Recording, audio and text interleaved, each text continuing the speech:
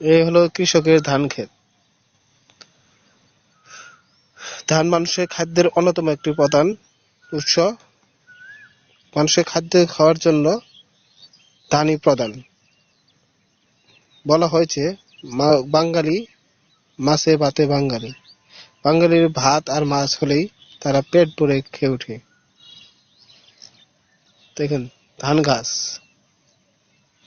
ধানের নতুন শীষ বেরিয়েছে।